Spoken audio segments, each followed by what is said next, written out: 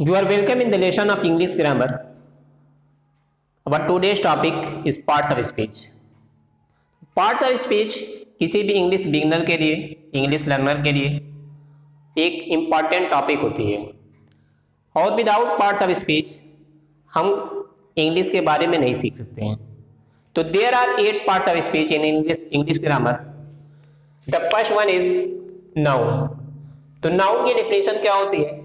तो हमें जो भी पार्ट्स ऑफ स्पीच है उसके डेफिनेशंस के साथ साथ उसकी समझ होनी चाहिए कि कहाँ पर अगर किसी भी सेंटेंस में पार्ट्स ऑफ स्पीच पता करना है कि कौन सा पार्ट्स ऑफ स्पीच यूज़ किया गया है, तो हमें पता होना चाहिए, पहले उसकी डेफिनेशन आनी चाहिए, फिर ये पता होना चाहिए कि कहाँ पे ये वर्ड यूज़ किए जाते हैं, कहाँ पर कौन से पार्ट्स ऑफ स्पीच यूज़ किए जाते हैं। तो हमें आसानी से जो है समझ जाएंगे और किसी भी सेंटेंस को लिख लेंगे और समझ लेंगे। तो नाउन क्या होता है? Noun is the naming word. Noun is the naming word, यानी किसी भी चीज़ के नाम को हम नाउन कहते हैं। दुनिया में जो भी चीज़ बनी सबका कुछ ना कुछ नाम दिया गया है। जैसे मान लीजिए चेयर है, डेस्क है, बेंच है, फैन है, वॉच है, इंडिया, पाकिस्तान, हिमालय, ब्राज़ील, यमुना, गंगा, नील नदी, यानी कि हर चीज़ का कोई ना कोई नाम दिया गया है और उस चीज़ का नाम लेते ही हम समझ जाते हैं कि इसके बारे में बात हो रही है। तो जो उसका नाम दिया गया है वही ग्रामर में अगर किसी सेंटेंस में कोई नेमिंग वर्ड आता है तो वो नाउन होता है।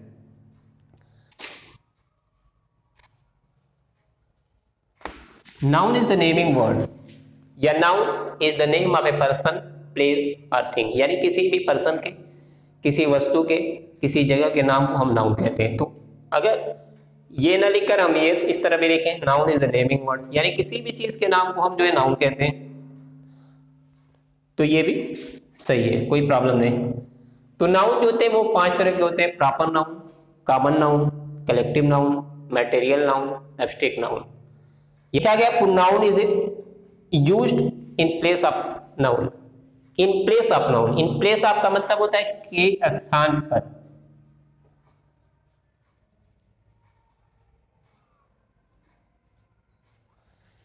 यानी कि किसके स्थान पर?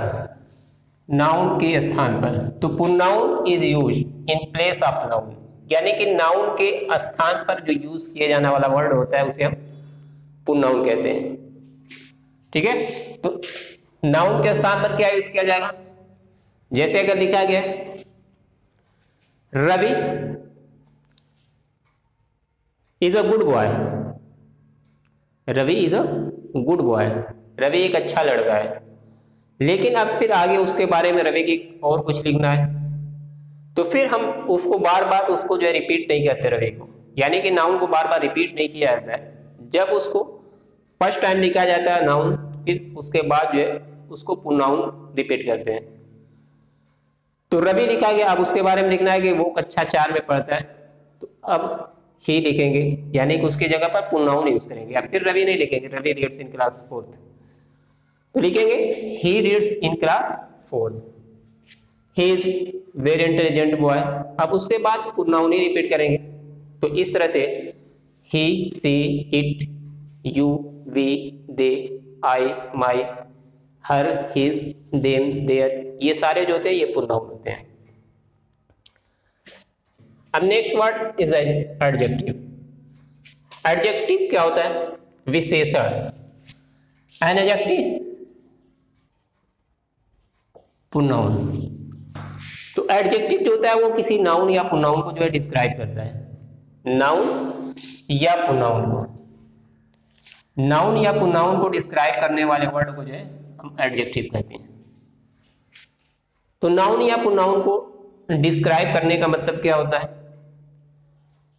जैसे ही ईट्स 2 चपाती डेली, इस मान लिखा गया है ही ईट्स 2 चपाती डेली।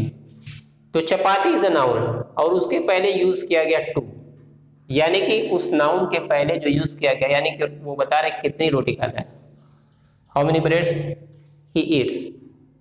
तो इसका मतलब कि वो 2 रोटी खाता है। तो जो 2 होगा वो क्या होगा? एडजेक्टिव होगा। Rahul is an intelligent student. Rahul is an intelligent student.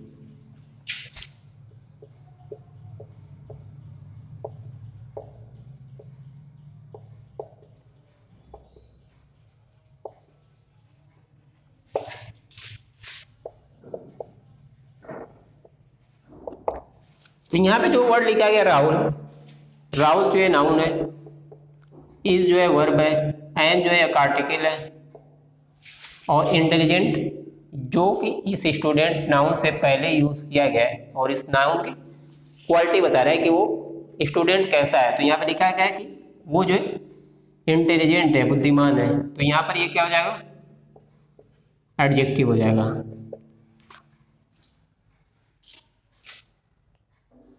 अगर इसकी जगह पर इंटेलिजेंट की जगह पर हमने लिख दिया राहुल इज अ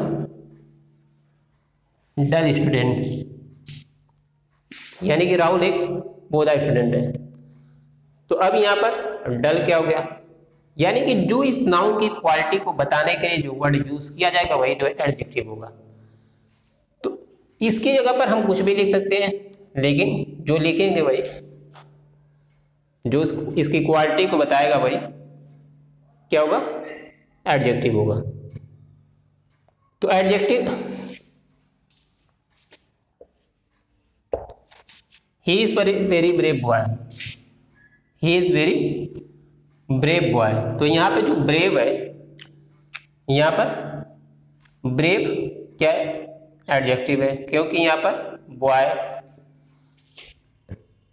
इस बॉय से पहले अगर इसकी जो है क्वालिटी बता रहा है। तो इस तरह से जो है एडजेक्टिव का use. Adverb, verb, verb is the most important parts of speech. तो वर्ब क्या होता है, verb is a action word, verb is a action word. Action का मतलब ये होता है कि जो किसी भी सेंटेंस में किसी कार्य को परफॉर्म करता है वही जो होता है वो वर्ब होता है। यानी जो काम होता है किसी भी सेंटेंस में, यानी कि कोई पर्सन के द्वारा जो कोई भी काम होता है जो कर रहा है, जैसे मैं पढ़ा रहा हूँ तो पढ़ाना जो है वर्ब है, कोई गा रहा है तो गाना जो है वर्ब है, कोई खेल रहा है प्लेइंग इज ए वर्ब, कोई नाच रहा है तो डांस इज ए वर्ब, कोई खाना पका रहा है तो कुक इज ए वर्ब, कोई जा रहा है तो वॉक इज ए वर्ब, कोई दौड़ रहा है तो रन इज ए वर्ब। तो इस तरह से जो एक्शन परफॉर्म होता है उसे ही वर्ब कहा जाता है।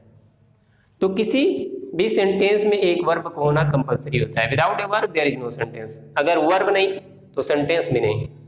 यानी कि कोई भी सेंटेंस बिना नाउन का हो सकता है, किसी प्रोनाउन बिना प्रोनाउन का हो सकता है, बिना एडजेक्टिव का हो सकता है, एडवर्ब बिना एडवर्ब का हो सकता है, लेकिन बिना वर्ब के कोई भी सेंटेंस नहीं हो सकता। तो कोई भी सेंटेंस अगर लिखा जाता है तो उसमें एक वर्ब का होना कंपलसरी होता है।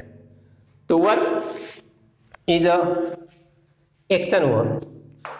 तो इसमें जैसे मान लीजिए कि अगर लिखा जाए आई एम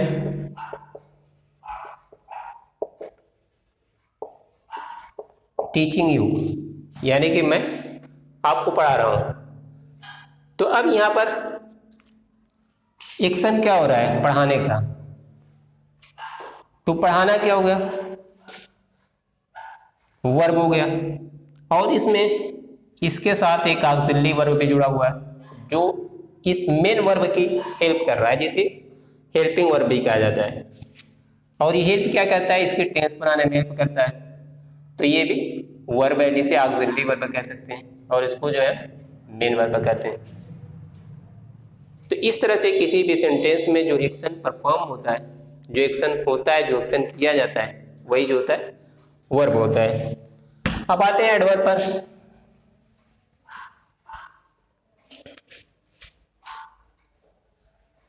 एडवर्ब क्या होता है,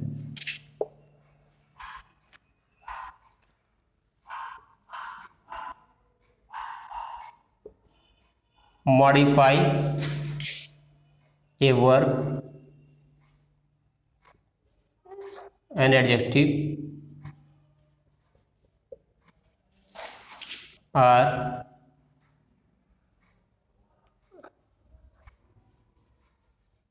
another adverb।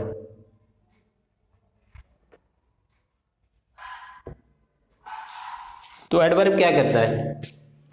जैसे एडजेक्टिव जो होता है, जो विशेषण होता है, डिस्क्राइब करता है किसी नाउन या प्रोनाउन को, वैसे ही एडवर्ब होता है जो मॉडिफाई करता है किसी वर्ब को, किसी एडजेक्टिव को या किसी एन अदर एडवर्ब को, यानी खुद ही एडवर्ब को मॉडिफाई करता है।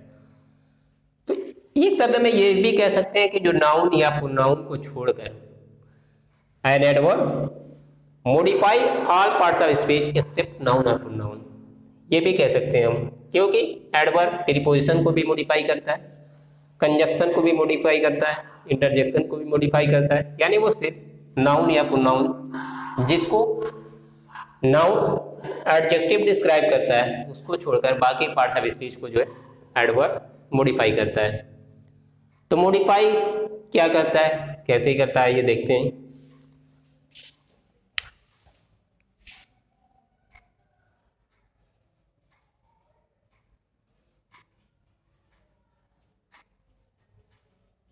रन्स वेरी फास्ट, तो ही इसमें जो है वो क्या हो गया, सब्जेक्ट हो गया जो प्रोनाउन से बना हुआ है। रन्स क्या हो गया, एक्शन हो रहा है जो दौड़ने का, तो ये वर्ब हो गया।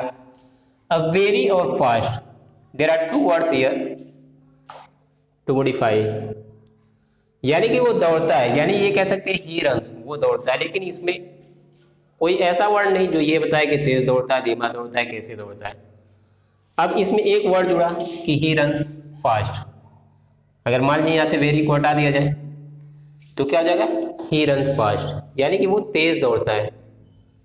तो जब तेज दौड़ता है तो यहाँ पे फास्ट जो वर्ब होगा, ये जो फास्ट होगा ये क्या होगा, यानी कि इस वर्ब को जो है ये मॉडिफाई कर रहा है फास्ट।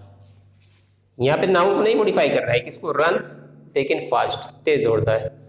तो इस वर्ब को जो मॉडिफाई कर रहा है फास्ट, यही वर्ड एडवर्ब होगा। तो ये क्या हो जाएगा, यहाँ पर एडवर्ब हो जाएगा।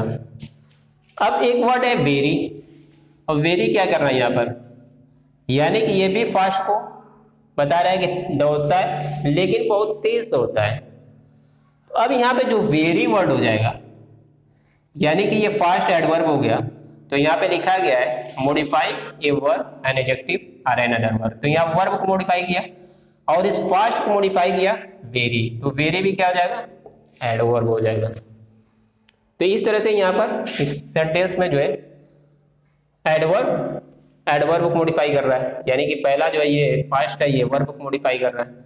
अगर मान लीजिए यहाँ पे सिर्फ लिखा जाता ही रन्स फास्ट, तो यहाँ पे वर्ब को मॉडिफाई कर रहा है, ठीक, लेकिन फास्ट को जो है मॉडिफाई कर रहा है वेरी। तो वर्ब को मॉडिफाई और एडवर्ब मॉडिफाई करने वाला ये वर्ड यहाँ पर हो गया। अगर लिखा जाए David is a very intelligent student,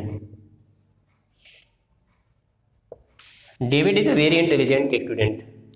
तो यहाँ पर David is a very intelligent student लिखा गया है। तो यहाँ पर डेविड जो कि एक नाउन है, वर्ब है, आर्टिकल है, और वेरी इंटेलिजेंट, यानी कि अगर ये कहा जाए David is a intelligent student, is an intelligent student. तो यहाँ पर स्टूडेंट क्या है, नाउन है, और इंटेलिजेंट इसको जो है मॉडिफाई कर रहा है। तो जब इसको ये मॉडिफाई कर रहा है, इस नाउन को मॉडिफाई कर रहा है, ये डिस्क्राइब कर रहा है, तो ये एडजेक्टिव हुआ, क्योंकि नाउन है यहाँ पर, और नाउन को जो डिस्क्राइब करने वाला वर्ड होता है वो क्या होता है, एडजेक्टिव होता है। अब यहाँ पर एक वर्ड वेरी लिखा गया है, यानी कि ये क्या कर रहा है, वेरी, यानी इंटेलिजेंट को बता रहा है कि बहुत इंटेलिजेंट, और जब ये इंटेलिजेंट एडजेक्टिव है तो अब इसको जो मॉडिफाई करने वाला वर्ड होगा, जो उसकी क्वालिटी को बताने वाला वर्ड होगा, ये क्या होगा, एडवर्ब होगा, क्योंकि एडजेक्टिव है और एडजेक्टिव को मॉडिफाई करने वाला वर्ड एडवर्ब होता है।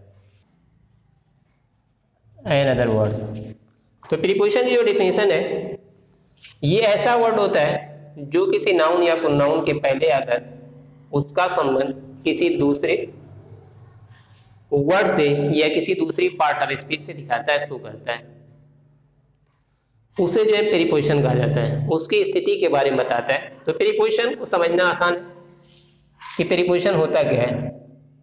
तो प्रीपोजिशन का मतलब होता है प्री का मतलब होता है पहले, अब पोजीशन का मतलब होता है स्थिति। तो प्रीपोजिशन का मतलब पहले की स्थिति, यानी कि ऐसा कोई भी वर्ड जो किसी नाउन या प्रोनाउन के पहले आकर उसकी स्थिति के बारे में बताता है और उसका संबंध किसी दूसरे पार्ट ऑफ स्पीच से दिखाता है, उसे प्रीपोजिशन कहा जाता है। जैसे लिखा जाए, I am in the class, मैं कक्षा में हूं। तो अब यहां पर इन द क्लास, तो इन क्या है, ये नाउन से पहले यूज किया गया और ये स्थिति को बता रहा है कि कहां पर हूं मैं कक्षा में हूं, और इसका संबंध किससे बता रहा है, आई से, यानी कि आई का जो संबंध है वो इस क्लास से, और दोनों के बीच का जो रिलेशन है वो कक्षा और मेरे बीच का है, यानी कि मैं कक्षा में हूं, मैं क्लास में हूं। इसको हम ये भी कह सकते हैं, I am out of the class, यानी कि मैं कक्षा के बाहर हूं, तो आउट ऑफ यहाँ पे प्रीपोजिशन हो जाएगा। I am beside the class, मैं क्लास के बगल में हूं, तो बिसाइड प्रीपोजिशन हो जाएगा। तो इस तरह से जो प्रीपोजिशन, जो वर्ड यहाँ पे यूज किए जाएंगे मेरी स्थिति को बताने के लिए, इस प्रोनाउन की स्थिति को बताने के लिए, वही जो होगा प्रीपोजिशन होगा। Next word is conjunction. Conjunction पे आते हैं, आर सेंटेंसेज। तो ये जो है किसी भी दो वर्ड को जो आपस में कनेक्ट करने का काम करता है, जोड़ने का काम करता है, दो फ्रेज को आपस में जोड़ता है या मोर देन टू वर्ड्स को जोड़ता है, उसे जो है हम कंजक्शन कहते हैं।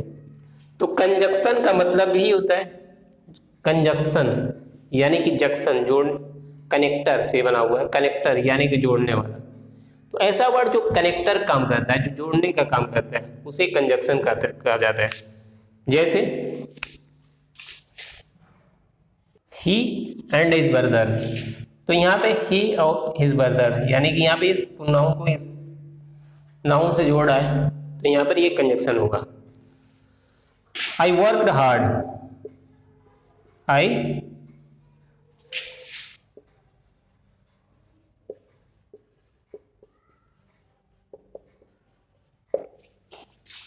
तो यहाँ पर ही एंड हिज ब्रदर, तो ही एंड जोड़ रहा है इस सेंटेंस को इस वर्ड से, तो यहाँ पर एंड क्या हुआ, कंजक्शन हुआ। वैसे ही I worked hard but failed, तो आई वर्कड हार्ड, यहाँ पर एक ये सेंटेंस है और यहाँ पर एक ये है, तो यहाँ पर इस सेंटेंस को इस सेंटेंस से जोड़ा है बट, तो ये बट जो हुआ यहाँ पर कंजक्शन हुआ।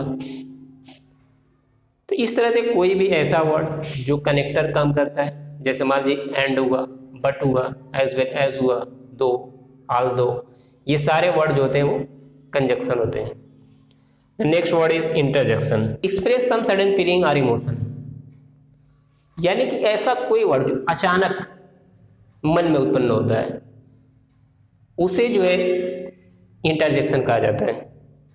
तो ऐसे वर्ड में क्या हो सकता है, जैसे मान लीजिए what a beautiful scene this is, what a beautiful scene, alas he died, तो एलास यानी कि दुख एक्सप्रेस करना, ग्रीफ एक्सप्रेस करना, क्यों मर गया।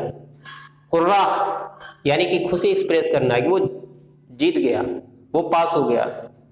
तो इस तरह जो अचानक जो मन में कोई भी ऐसे वर्ड आते हैं, अगर किसी खुशी के मौके पर, किसी गम के मौके पर, तो जो वो वर्ड अचानक एक्सप्रेस होते हैं, वही जो होता है इंटरजेक्शन होता है। तो मुझे उम्मीद है कि आपको ये पार्ट्स ऑफ स्पीच के बारे में जो शॉर्ट डिस्क्रिप्शन था, शॉर्ट जानकारी थी, वो आपको समझ में आई होगी। डिटेल में जानने के लिए